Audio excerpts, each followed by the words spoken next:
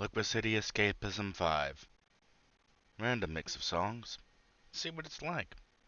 This is what I'll be streaming to this morning. Welcome back to Hybrid Theory. I'm Aurian Archive, and let's get started. The topic of today's stream is going to be a predecessor to what I want to actually covered or tried to cover last night and, well, kept making a mess of it. And to start off with, we're going to be talking a little bit about the software that you can actually install on a Linux system. If you have bought a Steam Deck, you do know that it is shipping with KDE Plasma. If you have never used KDE Plasma before, a number of the default applications may be confusing to you as the player/user. We're on this picture right now showing the deck as a PC, and down here in the corner we can see the dolphin icon. So theoretically, off the top of our heads, we can be pretty sure that the Steam Deck will ship with the Dolphin file manager installed. Now compare if you're used to the uh, file manager on Windows 10, Windows 8, Windows 7, going to Dolphin may be a bit of a shock, if you will. Now, since we don't know yet if what package manager the Steam Deck will be using, I'm assuming it'll be using whatever Arch Linux uses for its package manager. I'm not sure what that application is. I haven't ever really run a uh, Arch Linux. I'm not really sure which one it is. System myself. I've normally used Debian systems. Talked about that before.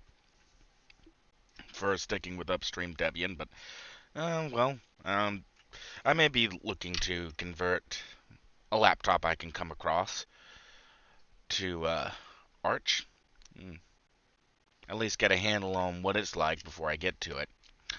For the most part, though, most of the package managers are the front ends are probably going to be about the same.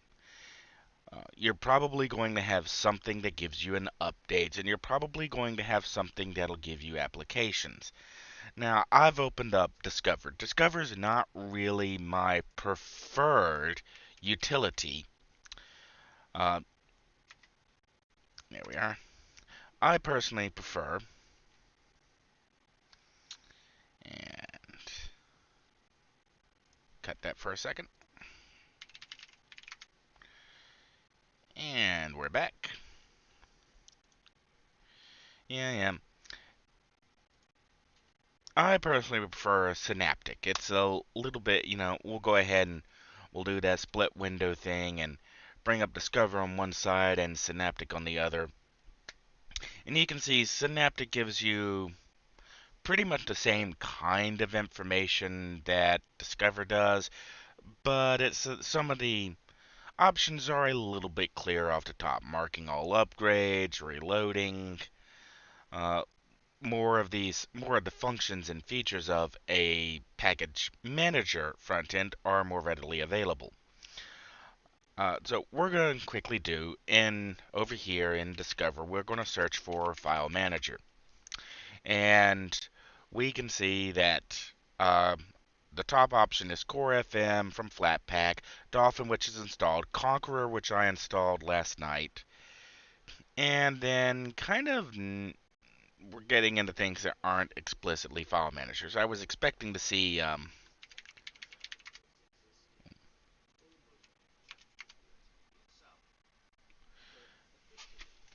Hang on. I think YouTube just kicked in on. Yep, it did.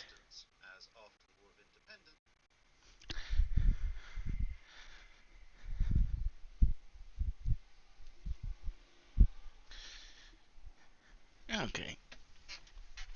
That is taken care of back too.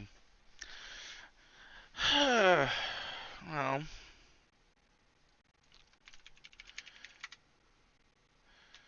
okay, there's one of the ones I was looking for, Crusader. We click on Crusader. It says it's a twin panel style, commander style file manager. And over here, we're just going to come back and we're going to do search file manager in Synaptic. And we get a much less ranked vision, but we quickly see we have four pane detailed list file manager. And as we scroll down, okay, there's Dolphin. We also see the supporting packages for Dolphin Dev. And keep going down and we see a little bit more background, some stuff from GNOME, some things that may not be. Okay, there's Crusader again, KDE Window Manager for Common File, Twin Panel Commander Style File Manager. And just for, um, I guess the best way to put it would be, okay, here we go. It's asking to install again, so cut you off. And back on. Okay, and now Crusader says it's installing. So we'll launch it up. And Crusader gives us tools that it's looking for that we could install to expand its functionality. Like we don't have KRename, we don't have KDiff, Compare, XXDiff, Thunderbird, or Kmail. We do have MD5 some, so we can do checks. And we keep going down, and it's looking for, we don't have anything installed to do an LHA file. We don't have anything installed for ARJ, Unace, Rare. We do have 7-zip uninstalled, so technically Arc should the installed file should be able to handle those if we ever really needed to use them. And then we get instances on File Commander when opening. And okay, here we go. That's Crusader. And again, if we bring up Dolphin, we've got kind of an intimidating, almost overwhelming point of view of the files that are on our machines. Now, this is very useful if you're, say, doing a picture comparison or a download comparison and you need to quickly and rapidly move files. But file managers such as Dolphin, and let's close you and we'll open up Conqueror. And Conqueror does present itself as a web browser first. It's not really good as a web browser, but it also supports tabbing. And you can also do a split view in Dolphin. And there's ways to do a split view inside of Conqueror. And this is one of those where, the split view button was right here at the top of Dolphin. And getting to a split view, you have to go Conqueror, Windows, split view, left, right. And now we have, let's do it on this one. And you can have tabs with 2 different views and 2 different drop downs.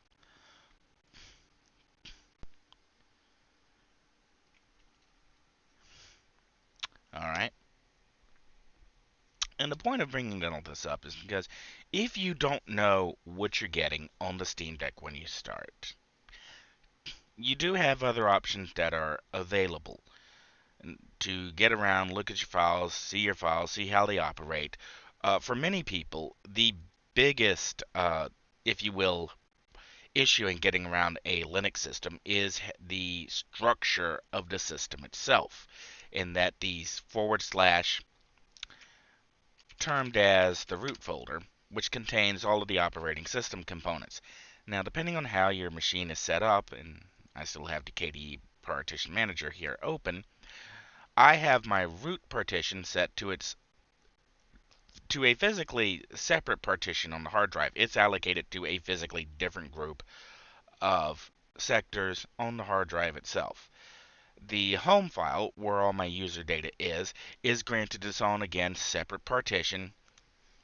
And part of this is for security, in that someone who has compromised, say, my user account through an exploit, they only have access to the home folder. They should not be able to escalate permissions to get into the root folder and thus touch the actual operating system. And that's the theory.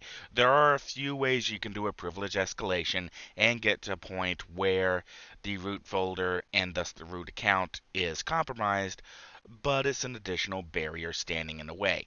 This would be considered a good, secure starting point. I'm not saying that you have to go through and assign a different partition for every single aspect. You don't have. You,